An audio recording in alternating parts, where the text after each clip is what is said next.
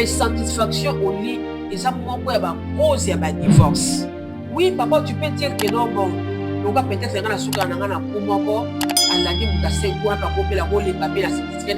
non, cela ne suffit pas. Les rapports sexuels, et ça t'a gâté, pour ça, la moi, si 2 ou 3 pour non. L'ensemble des caresses, des paroles, de l'attention, ça fait partie des rapports sexuels.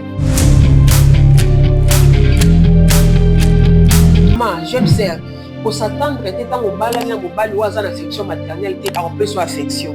Non. Le banzambe est beaucoup taillé. Mobile akoli na affection maman te, azana éducation à libérité, on a bien azana éducation, azana éducation à libérité. Afanda la baboti na été. Soit afanda la ba parents o atikala ko mona te sika ba sambrasana, atikala ko mona te sika ba solo la bien, il y a toujours des bagarres na temps, il y a pas que mobile ya bon temps azo kola, ce qui a épousé aux jeunes filles aux autres langa, tu vas vivre l'enfer.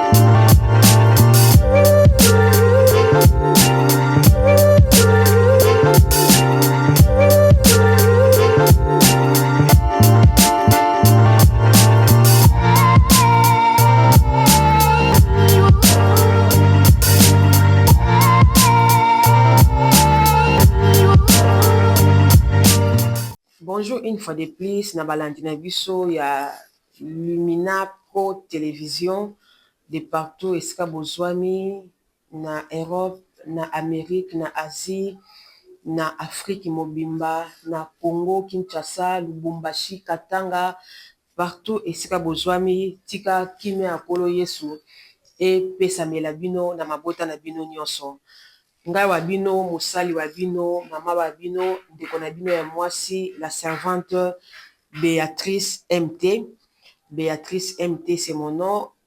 Na bengami na kombo ya Béatrice. Na ye lisusu libosa betando like ya bino pona ko solo la. Si to bana ko lobela depuis hier, tozo parler sur les mariages, tozo lobela sur ba cause ya divorce. Na émission précédente, c'était juste l'introduction, tu vas parler, tu vois qui ba sujet, malobe belé belé to sangisa qui, une façon à lancer émission autour d'une table et l'élo tozo kota parlait du Saint-Esprit, tozo lobela quelques signes ou quelques causes ou éclair ba divorce na kati ya ba couple. Merci lisusu na balanto ba koti sikoyo bazunga na moi retard. Toza na émission na biso autour d'une table où tozo parler sur le mariage, les causes des divorces. Et puis parler de Dieu, la prochainement, tu parler sur le décès après le mariage. Mais comme tozo le bien nous titre oyo, nde tozo fan da mingi awa pour te parler qu'est-ce qui cause les divorces dans le mariage. Merci na balandi na biso ya Lumina Pro Télévision. Nalingi suna benda ton attirer attention bandeko na ba s'abonner te, abonnez-vous massivement sur notre chaîne, aimez la vidéo et partagez pour la évolution ya chaîne Nabiso. Nous sommes là encore une fois de plus ce jeudi 14 août 2025 na Lisungia Molimo Centre tozo parler sur les causes des divorces. Oui, maman, papa, jeune sœur, jeune frère, aujourd'hui, les bakou, il y a pour l'émission, oyo, tout le temps, le belamouké, et nous, on est cause à divorce, parce que tout le monde remarqué, le divorce est comme tellement fréquent, du jour au lendemain, on célébrer le mariage, et puis, du jour au jour, il y a aussi des divorces qui se font, tozo ebate, ba cause nango, et ça, beaucoup plus nini. Dès le lot, tozo joa plus ou moins 5 points, et ils ont parlé, biso sur, ba cause ekmemaka ba divorce na kati ya ba foyer.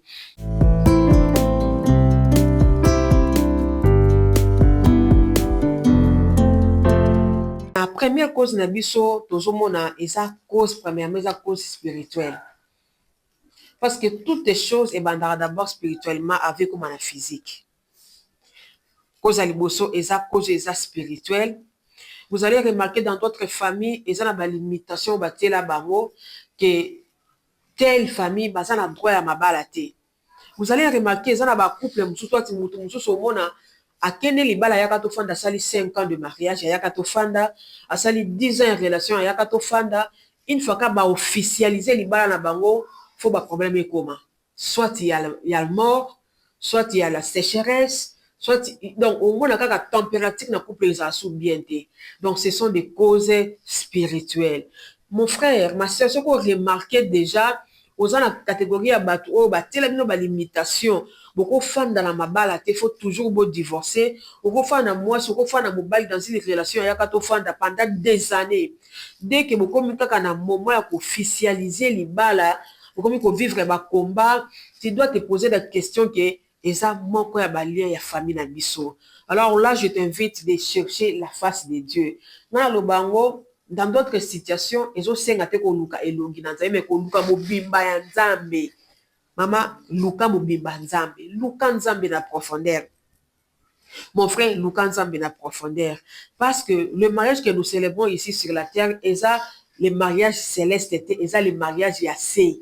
Les là, c'est beaucoup plus charnel. Le mariage n'est pas spirituel. Les là, c'est charnel. Alors, tu dois vivre le mariage calmement, tout bonnement, parce qu'au ciel, il n'y aura pas le mariage. Les balles, c'est la marquage, c'est la boucle. Alors, une fois que au salichoua ma belle vie, ou échouer directement. Voilà pourquoi, na cause de cause spirituelle, mes frères et sœurs, il faut faire très attention, très attention quand tu fais les choix des conjoints. L'homme, tu peux être là, vous avez un lien, vous avez un bien, vous avez un problème, mais au cas où vous avez une limitation, vous avez dès ton quoi pour épouser le lengue à moi, c'est à bongo, il faut tenir les balles, une année, 2 ans après, tu vas remarquer même ton travail et comment on a des problèmes, vu comme une instabilité, tu n'as plus de relations stables, même dans les camarades, même dans Moussala, tu n'as plus de relations stables, il faut se poser des questions que au début, tu n'étais pas ainsi. Pourquoi ils ont comme l'homme? C'est que moi, c'est aujourd'hui, soit mon balu aujourd'hui, Azam Mouton, Azam Abalien, Azam Abakos, moi, qui est spirituel. Dans ce moment, un peu moi, l'icolo, parce que ça, c'est très, très profond. J'espère que bateau, bazo, landanga, ou Azam Amato, ya molima, pour comprendre, au Saint-Esprit, Alinga Yebise, na Mokolo ya Lelo. Merci, bien aimé, Tozoko, par rapport à sujet liboso de l'obéli, et ça va cause moko spirituel, et ça va réclamation familiale, eux landaka biso na mabala, ozoka poso fana na mobali moko te, donc bato mukusa moko, donc yoko ka fana na mobali moko te. Il mobali moko ko kakayo te, donc mais ça il faut zwa, donc mais ça na yoko ka kolia lisango moko te 2 ans. J'espère ba dit ba comprendre makapo na loba. Donc yoko ka kolia lisango ko yemba na micro moko te pendant 3 ans. Faut oser un micro, donc esprit on est au ba réclamation, donc pour changer de mari. Bien aimé ma soeur que ozola ndanga na tango yo émission oyeye pona yo, tu dois prendre conscience o lukanzambe o bondela ozala stable o éviter ba divorce. Il y a d'autres divorces dont il y a la vie sur toi-même, tu ne comprends pas pourquoi tout ça m'arrive. Et ça, dans le monde spirituel, bah, tout ça, la réclamation pour que les balawana ozalate. Vous allez remarquer, ceux qui ont lingi mobali moko oyo, azan affection maternalité. Un homme ou a coli, azan affection ma parenté, mais bala bon ba kola beaucoup plus na ba blessures intérieures. Maman, jeune sœur, qu'on s'attendre était tant au bala na mobali ou azan affection maternalité, a peu soit affection. Non. Le banzambe moko taillé. Mobali akoli na affection mama te, azana éducation ya libele te, on a benga ngo. Azana éducation, azana éducation ya libele te. Afanda la baboti na ete. Soit afanda la ba parents o atikala ko mona te sika ba s'embrassana, atikala ko mona te sika ba solo la ka bien, il y a toujours des bagarres na ndako. Yeba ke mobali ya bo tanga zokola, ce qui a épousé au jeune fille aux autres langa, tu vas vivre l'enfer. Parce que autant la maman nanga azo affection wana te papa na biso. Maman nanga ba beta na libala. So on appelle aux mwana muto na pesa affection. Donc tu vas vivre le même ce que sa mère a vécu. C'est que sa mère a vécu. On peut vivre même châtiment. On peut vivre même désolation. Donc on va le commune nobel est-ce que mo balo na bala za mutu to aza niama. Pour un monstre, non. Et ça, question de monstre était, et ça manque d'affection à ma beauté. Et ça manque de cause, il y a divorce aussi. Donc, quand l'homme est grandi, ou soit la femme est grandie sans affection maternelle, babloka bongo peut créer un divorce dans ma couple. Il y a un bandeli, na koloba na babala ni na baponani ya libala, et ba fiancé na libala, tant bozo kutana, faut bo solaka bien boye banaka ba point faible na bino, bo betanaka ma solo ye bandeli, okola ki lolenge nini. Parce que tant vous expliquez que lolenge okola ki, l'homme ou la femme a quoi ba kozo ba précaution ko fanda na malamu. Yo okola sans parents, okola lundi na ndako mususu pas tata mwasi, mardi ok pas oncle, mercredi ok pas cousin, yeba ke lolenge ya muta bongo soki nzambe moko ataye ete et cause la passe pas fanda na libala parce que elle n'a pas vécu l'affection. Cet homme-là n'a pas vécu l'affection. Cette femme-là n'a pas vécu l'affection. L'affection maternelle a un côté. Exemple, moi, quand il y a un cause, il divorce, il y a un couple. Deuxième cause, on a épinglé pour la lilo. Deuxième cause, il y a un divorce. Et ça, que l'homme et la femme, ça va âme certée. Ça va âme certée. Donc, bobalani kaka parce que ça, c'est une coïncidence, c'est ma beaucoup tani bobalani, mais ça âme certée na ote. Asa coach bimakati na ote. Donc, imagine, toi, on a fait cet exemple, au point à 40, aux pointir il y a 42. Au moins, on l'a tango bien, on bina bina. Ils ont un couple belé, bazana, bazana, même pointure. Donc, l'homme a pointé à 42, mais à 15 mois sur yo, asa numéro 43. Donc, il y aura toujours des déséquilibres dans ces couples. Il y aura toujours des déséquilibres. Et on a vu ça kabande konanga balandinanga ya Lumina Pro Télévision donc ozo lingo sala choix ya malamu uko sala choix moni ki aza pointir na yo et puis que moi son azui même dans les galères il va me supporter même dans les souffrances il va me supporter une bonne femme un bon mari même si vous avez l'autre côté pas moi ba yeba ki l'autre côté et ça difficile pourquoi parce que tu as choisi ton âme sœur. Ton âme sœur, et au sol qui même dans le malouba, na malouba, beaucoup na raisonnement. Vous aurez les mêmes sentiments. Bon, ça n'a pas canissimoko. Peut-être que comme on a 7 heures, on a 7 heures, ta femme n'était pas là, mettons à 15 heures à répéter même phrase. Ça prouve que vous avez âme sœur. Quand vous avez la choix, il faut tomber dans âme sœur na yo. Âme sœur na yo, on remarque qu'on a bassine. Et le koyo linga te pas linga ngote et le koyo sala ngoye pas sala ka donc boza na ba même diapason ba idée boza na ba même ajustement c'est ton âme sœur donc ça me bala mso mona moi ça tellement liboma bobala linga ka bon c'est que bobala trouver âme sœur na ye donc dans l'amour mes bien-aimés dans l'amour faut moi moko ya amusement ezalaka moi ya ko seka ezalaka moi ya ba blague ezalaka mais dans une relation où il y a pas de blague il y a pas d'amusement bien mais il y a des relations à bongo mon frère et qu'on finit toujours à divorcer parce qu'il n'y a pas d'amour donc ta femme n'a quoi naï il faut y baquer wana za am ser na yote et ça moko ya ba cause ils ont même ba divorce non seulement cause spirituelle mais parmi ba cause au peut ça que non au lieu de sentir mo na linga itaka po soit na za ka pressé na vie na pas ça pour la té donc on a compté dans ma position na ke na kaka okena no ka parce qu'on a pas sur la té masaki am ser na yote asa muto zo kaka occasionnellement et puis le lokomo regretter au divorcer. Oui, maman ozolandanga, papa ozolandanga, faut y baquer, bah divorce et ça fréquent. Et nous allons aussi parler là-bas comment vaincre ça. Et là, le ça là, on vaincre pourquoi il y a un moment, pourquoi il y a un divorce. Parce que quand divorcer c'est bien, mais aussi Bible nous condamne aussi de ne pas divorcer. Mais pour que au comme on a étape pour divorcer, il est temps de faire ton choix. Il est temps de choisir l'homme que tu veux. Il est temps aussi de choisir la femme que tu veux. Non. En ce qui concerne l'amour, l'apparence compte. Le comportement vient après. D'abord, c'est l'apparence. D'abord, c'est la beauté. D'abord, c'est l'aspect physique. On est attirant. Tant que tu par rapport au comportement. Non. Déjà, dès le premier contact, il y a un comportement.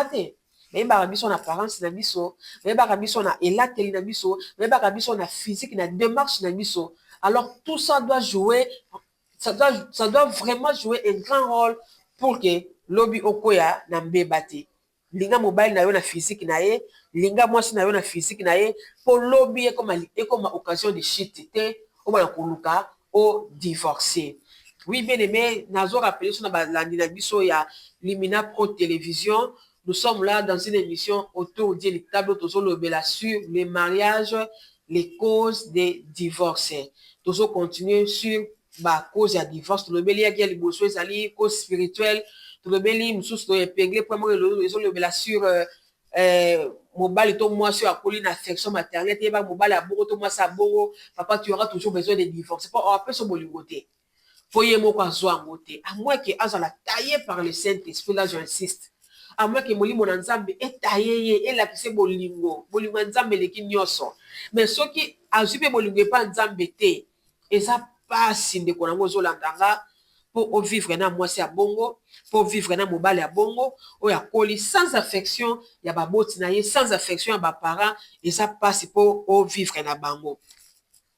Troisième point, parmi les signes où il cause un divorce, parmi les problèmes où il cause un divorce, ils sont mal polis. Ma soeur, ozo yemba na TikTok, na réseaux sociaux, on a posé libala, on a posé boye. Laisse-moi te dire une chose. Aucun homme sur la terre ne peut supporter une femme impolie. Je répète, aucun homme sur la terre ne peut supporter une femme impolie. Aucun homme. Moi, si impoli, ata alataka bien. Ata osana mbongo na yo. Même si tu roules carrosse, même si tu as des maisons, mobali moko te na sa moya kolingaka moi si impoli. Azate. Azate. Même si ton mari là, ton mec là n'a rien. Toi, tu gagnes 1 000 $ à la fin du mois, tu gagnes peut-être 5 000 €, lui, il gagne que 100 €. À cause supporter jamais une femme impolie dans sa vie. Lelo mabale belle zo kufa eza à cause ya basi to komi ba impoli makasi. Na zo milongola te. Basi to komi ba impoli ya kosakana te. Mais na baka bon mwana mwasa koloba, eza ba réclamation famille na biso. Bazo réclamer biso. Non maman. Yo moko be fo mitala. Tu dois faire l'examen de conscience. O mitala pe est-ce que makambo zo komela nga na foyer na nga ezanga moko na za Jean Kozali na ngote. Comment tu peux être une femme très impolie comme ça? Jeune sœur, l'impolitesse mènera toujours le divorce. Impolitesse. Parce que quand la maman a vu ça, quand la maman a vu ça, la maman des fois 20 ans, 35 ans, mon enfant dit la famille a pour la bande. Aujourd'hui, ce n'est pas le cas. Les longs moments, ils ont divorcé, le bébé 6 mois, moi, ça un bébé 6 mois pour divorcer. Donc, à titre parce qu'il n'en peut plus. Papa, maman, on vit qu'une seule fois. Le moment la côte la tête que l'on a fait en moi, c'est impolitesse. Après, on a un bébé à 3 mois, bon, on a tiré bébé à coco la 200, à quoi koufa. Or, l'inga, quand jamais qu'on supporte, faire en moi, c'est impoli pendant des années. Même si on a la grossesse, naïe. Peut-être qu'on a kobanga l'état, qu'on c'est là au boti, dès qu'on a couché, à tikio. Donc, une femme impolie a mérité qu'on fasse la libalate. Le lot mingi, ma cause mingi ya divorce ko landeli yango. L'impolitesse est dedans. Malbouche. Une femme qui ne sait pas soigner sa parole. Ayebi ko lobela mobilité. Ayebi ko lobana batute, non seulement mobile. Tu ne sais même pas parler de l'entourage na yo. Oza l'impolitesse moko il y a haut niveau. Ma sœur, même si tu pète ta make-up, même si tu veux changer de perruque par semaine, chaque semaine, tu changeras ma perruque. Faut pas la la wanate. Ce que l'homme regarde, c'est la politesse. Une femme qui sait respecter son mari. C'est ce que les hommes veulent. Balingaka, tu vas mon abouassi, oh là, t'as bien, à son taille, au sali BBL, au bongoussi liboumo, au bongoussi taille, au bongoussi tolo. Non, non, non, cela ne suffit pas. Le respect. La femme doit être respectueuse. Tu dois respecter ton mari. Tu dois gérer bien ta bouche. Tu dois savoir parler à ton partenaire. Il y a des choses qu'on le voit publiquement, il y a aussi qui ne peuvent pas dire publiquement. Tu peux parler à ton mari, tant que vous bien dans ta chambre et opposer un problème, c'est entre vous. Mais devant le public, devant la public plutôt, c'est difficile, c'est insupportable. Alors, maman Zolandanga, je ne sais que Zolandanga, yeba ko soigner malobanayo, luka ko zala, poli, pour que lobby ait causé divorcité. Dans ce qu'il est déjà dans le chité, dans le bel sous cause, moi, que ça fréquent, et ça vraiment primordial, où ça quoi englober tout, et ça insatisfaction au lit. Maman, à ton sali semblant la mise soit battu, à ta ou apparaître joli devant les gens, à ta ou apparaître stable devant les gens. Mais une femme qui est insatisfaite dans le c'est une femme qui a une instabilité dans le libala. L'insatisfaction au lit, et ça manque à cause de divorce. Oui, papa, tu peux dire que non, bon, donc peut-être que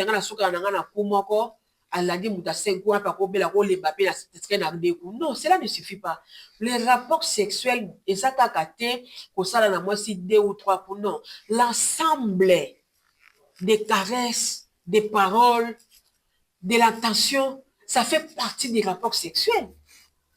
Tant que la femme a tant que yoka yote, tant que moi si azoralité na yoka yote, na émission précédente na lobaki, Ève a été séduite dans le jardin d'Éden à cause ya ko yoka nyoka.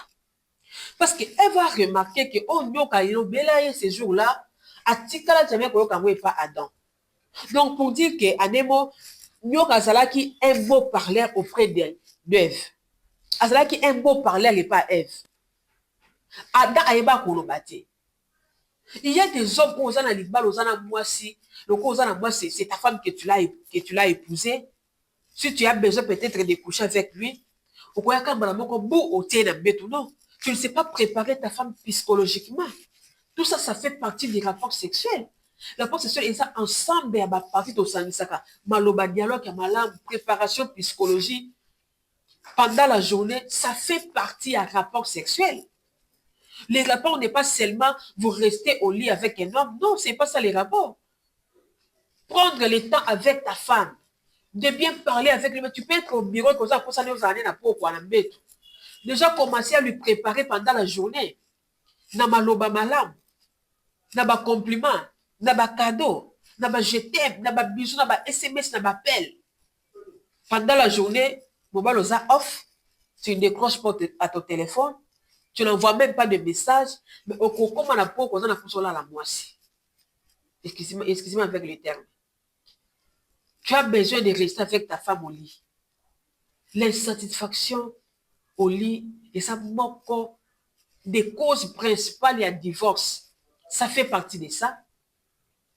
Et ça manque il y a cause principale, il y a divorce. Il y a des femmes qui vont vivre à ça quand on a ça semblant. Pourquoi beaucoup de femmes mariées vont tricher? Je n'encourage pas ça. Mais les autres ont l'insatisfaction au lit. Pourquoi vous tricher? Mais ça fait partie de ça. Une femme qui est insatisfaite au lit, une femme c'est une femme qui est poussée, pas qu'elle ne peut commettre l'adultère. Ma papa Nanga, prenez soin de vos femmes. Quand je parle de prendre soin de vos femmes au lit, parce que le mariage, autrement dit, c'est le lit. Le mariage, c'est le lit. Tant que vous avez épousé, moi, je vais sa dot. Vous avez épousé beauté. L'homme épouse le sexe. Donc, il faut y avoir le sexe. Alors, il y a le langa. Donc, c'est bien que ça, langa, tu es à la passe. Il y a la moisse. Parce que dans l'eau, aux à la tête. Tout doit se faire ici sur la terre. Prendre soin de ta femme au lit. Il faut la chérir, il faut la dorloter, il faut l'aimer. Ça fait partie des choses où ils ont causé le divorce, les lots. Et on a dit l'émission précédente dans l'Oba qui les bas les autres spirituels et les bas les autres physiques. Aimer la femme, c'est physiquement et non spirituellement. Moi, si tu l'accès Zaï, non. Moi, si tu as l'histoire, il y a Paul, non. Parle avec ta bouche. avec des verbes, avec des paroles séduisantes. C'est ça le vrai amour. Alors, pour éviter les divorces, papa, il faut avoir des critères. Est-ce que okoki sango? Est-ce que ezaka tinayo? Pour le bilobi o lobate que non, nasa nazolingana divorcer soit parce que non. Est-ce que babiloko yo kati na yo langa ezali? Pour te benga bandoki te lobi. Merci beaucoup bandeko nanga. Merci pour la attention bopesi nga, pour la minute bopesi nga koyoka nga. Nayebi ke makambo ebele ya koloba ezali. Makambo ebele ya koloba ezali compte tenu ya temps, compte tenu pe ya ba invité na biso fo bazala na biso na émission parce que ebele ya koloba eza. En pensant la ligne apesa bandeko nyonso merci ba contactaki biso na première émission. Nayebi ke boze ebele. Cette fois-ci nous allons donner notre numéro de téléphone. Poza na posa obenga biso pona soutien na yo, pona conseil na yo, toza na plus 243 85 41 30 47. Plus 243 85 41 30 47. Eza pe sur WhatsApp okomeli biso, obengi biso. Soko za na ba remarque okosala biso, sala biso ba remarque tokoyoka toza batu, toza toujours na ba imperfection. Oza na ba suggestion okokomela biso, oza pe na soutien okosunga biso pona évolution to épanouissement ya chaîne na biso ya Lumina Production télévision. Toza wana pona koyamba ba cadeau na bino, koyamba ba remarque na bino, koyamba ba soutien na bino, et pourquoi pas vos idées, pourquoi pas vos problèmes. Nous sommes ensemble, aimons-nous vivants. Soki kolo yesu azongi te tomonani na prochain numéro sur même chaîne et sur notre émission autour d'une table. Que le Seigneur vous bénisse. Bye.